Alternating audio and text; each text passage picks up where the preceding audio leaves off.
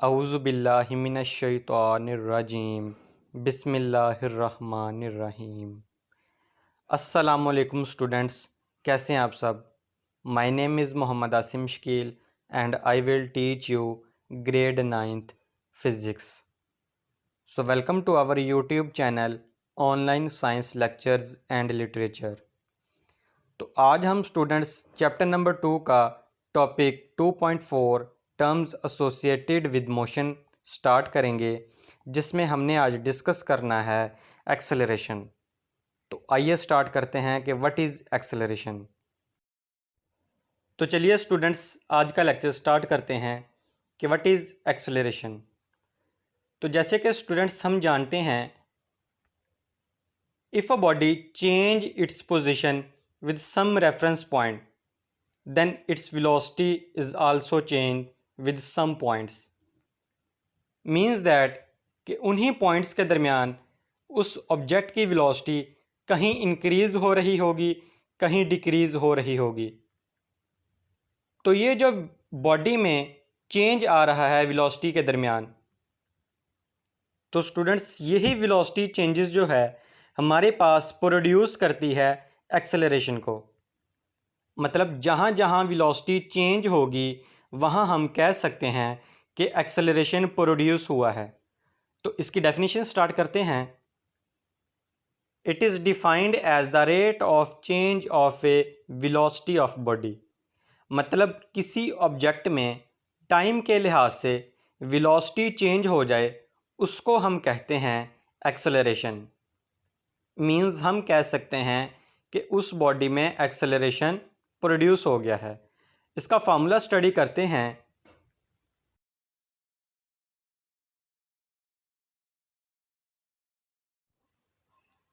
मतलब students acceleration is equal to change in velocity over time taken.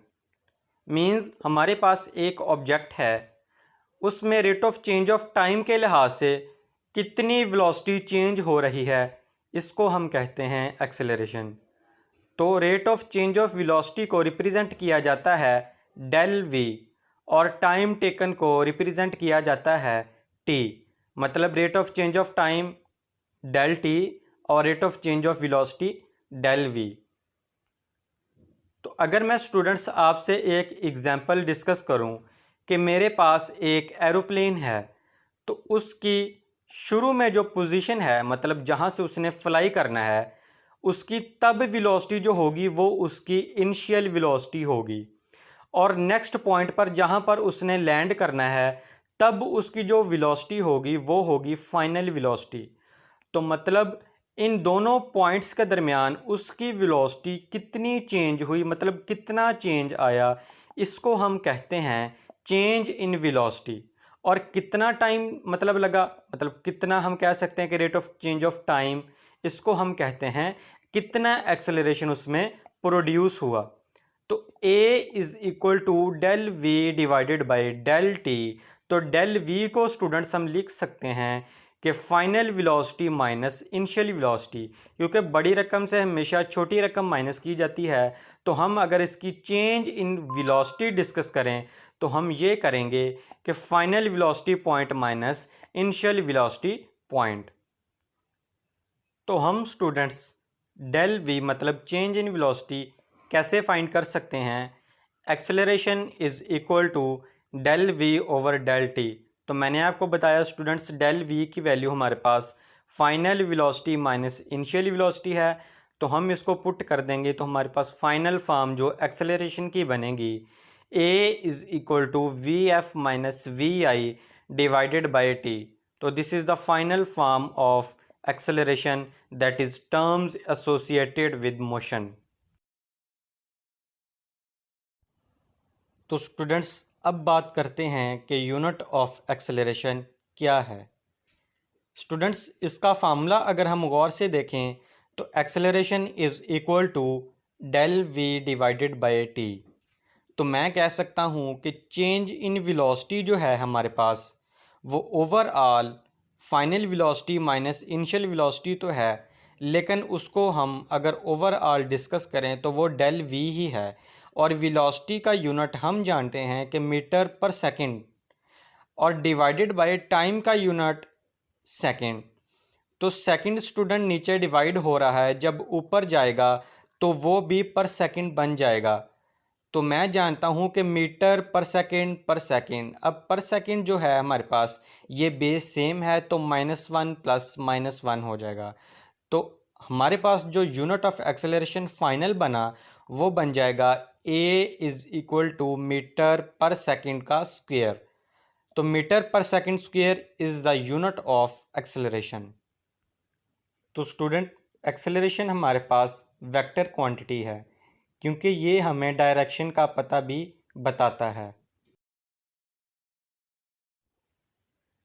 So students, next हम बात करते हैं यूनिफॉर्म एक्सेलरेशन। डेफिनेशन है इसकी, a body has uniform acceleration if it has equal changes in velocity in equal intervals of time, however short interval में B. मिसाल के तौर पर अगर मैं आपसे कहूँ कि मेरे पास एक ऑब्जेक्ट है, वो point A to point B move कर रहा है और मैंने उस जो डिस्टेंस है उसको शॉर्ट इंटरवल्स में डिवाइड कर दिया, जैसे कि आपको फिगर में दिखाया गया है सर्कल्स के हिसाब से। तो स्टूडेंट्स, अगर मैं आपसे कहूँ कि पॉइंट ए टू जो फर्स्ट इंटरवल है, अगर एक ऑब्जेक्ट मूव करेगा तो उसमें जितनी वेलोसिटी चेंज होगी वो डेल वी होगी। तो अगर फर्स्ट इंटरवल से सेकंड मूव करेगा तो फिर भी उसकी वेलोसिटी डेल वी होगी। अगर सेकंड से थर्ड जाएगा या थर्ड से फोर्थ जाएगा, जिस तरह आगे जितने इंटरवल्स मर्जी बना लें, उसकी वेलोसिटी में चेंज वैसे ही आ रहा है जिस तरह पहले इंटरवल में आया था, जिस तरह सेकंड इंटरवल में आया था विद रिस्पेक्ट टू टाइम। उसको हम कहेंगे स्टूडेंट्स यूनिफॉर्म एक्सेलरेशन। क्यों? क्योंकि उसमें इक्वल चेंजेस इन वेलोसिटी है with respect to equal intervals of time. मतलब जितना टाइम उसको लग रहा है, अगर फ़र्ज़ कर रहे हैं 1 मिनट में 5 मीटर पर सेकंड उसकी वेलोसिटी चेंज हो रही है फर्स्ट इंटरवल में, तो नेक्स्ट 1 मिनट में भी उसकी velocity 5 meter per second change होगी। तो इसी तरह इक्वल चेंजेस इन वेलोसिटी है with respect to equal intervals of time, however short interval में भी। अगर आप उसके शॉर्ट इंटरवल्स बना लें तो उसमें हो सकता है कि वेलोसिटी कम लगे तो उसमें टाइम भी कम लगेगा। तो हाउ इंटरवल शॉर्ट में भी का ये मतलब है। तो जैसे कि स्टूडेंट्स, हमारे पास एक ग्राफ शो करवाया गया है जिसमें velocity time graph for uniform acceleration है। तो स्टूडेंट्स, उसने हमें हॉरिजॉन्टल एक्सिस पर टाइम शो करवाया है, जबकि वर्टिकल एक्सिस में हमें दिखाया गया है कि उसकी वेलोसिटी, मतलब उस ऑब्जेक्ट की वेलोसिटी शो करवाई गई है। तो स्टूडेंट्स, अगर मैं आपसे कहूँ कि एक ऑब्जेक्ट राइट एक्सिस में, मतलब हॉरिजॉन्टल एक्सिस में मूव कर रहा है 1 मिनट में, डिस्टेंस उसने तय किया 20 मीटर पर सेकेंड, तो नेक्स्ट 1 मिनट में उसने कितना डिस्टेंस कवर किया? दैट इज़ इक्वल टू 40, मतलब 20 + 20 ही उसने नेक्स्ट 1 मिनट में तय किया। तो इसी तरह तीसरे मिनट में भी उसने 20 metre per second velocity cover की, तो चौथे मिनट में भी इस तरह उसने 20 metre per second velocity cover किया। तो स्टूडेंट्स, आपको एक स्ट्रेट लाइन दिखाई गई है जिसका मतलब ये है कि इक्वल चेंजेस इन टाइम में equal changes in velocity cover हो रही है। इसको कहते हैं यूनिफॉर्म एक्सेलरेशन। मतलब अगर आप अपने रफ फोल्डर्स पर इसका ग्राफ ड्रा करके देखेंगे तो एक स्ट्रेट लाइन ड्रा होगी जिसको हम कहेंगे कि with respect to time changes in velocity same है। तो इसको हम कहते हैं यूनिफॉर्म एक्सेलरेशन। तो स्टूडेंट्स, एक एग्जांपल और स्टडी करते हैं जिसमें एक कार को दिखाया गया है कि वो जब रेस्ट पोजीशन पर है उसकी वेलोसिटी 0 मीटर पर सेकंड है। जब उसने आहिस्ता आहिस्ता मूव करना शुरू किया, उसने 1 सेकंड में 1 metre per second distance cover किया, मतलब वेलोसिटी चेंज हुई उसमें। जब वो स्टॉप थी, वहाँ से लेकर तब तक जहाँ पर उसने 1 सेकंड में 1 metre per second डिस्टर distance cover नहीं कर लिया। तो नेक्स्ट 1 सेकंड में उसने फिर 1 metre per second distance cover किया, नेक्स्ट 1 सेकंड में फिर 1 मीटर पर सेकंड। तो इसी तरह मैं स्टूडेंट्स कह सकता हूँ with respect to time equal changes in velocity occur हो रही है। तो this is also example of uniform acceleration. तो नेक्स्ट है स्टूडेंट्स हमारे पास acceleration of a body is positive if its velocity increases with time. मतलब एक ऑब्जेक्ट की वेलोसिटी जब टाइम के लिहाज से with respect to time increase होगी तो acceleration of a body positive होगा। इसी तरह acceleration of a body is negative if its velocity decreases with time. एक ऑब्जेक्ट की वेलोसिटी जब डिक्रीज़ हो रही होगी, जब कम हो गई होगी, तब हम कह सकते हैं कि एक्सेलरेशन जो है बॉडी का वो नेगेटिव है। So clear students. नेक्स्ट उसने हमें कहा कि the direction of negative acceleration is opposite to the direction in which the body is moving. Negative acceleration is also called deceleration और रिटार्डेशन। सो नेगेटिव एक्सेलरेशन जो है हमारे पास वो हमेशा आपकी बॉडी की जो मोशन होगी उसको अपोज करेगी, वो हमेशा उसके ऑपोजिट एक्ट होगी। तो इसको हम कहते हैं negative acceleration is called deceleration, या फिर एक और नेम है रिटार्डेशन। तो students this is very important question for the board.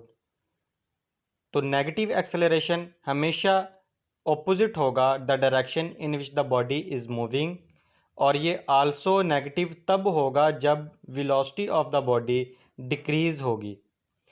तो इसीलिए negative acceleration is called deceleration या फिर रिटार्डेशन। तो आई होप स्टूडेंट्स आज का लेक्चर आपको अच्छे तरीके से समझ आ गया होगा। तो नेक्स्ट लेक्चर में मिलेंगे एक नई वीडियो के साथ। तब तक के लिए अपना बहुत सारा ख्याल रखिएगा। अल्लाह निगहबान।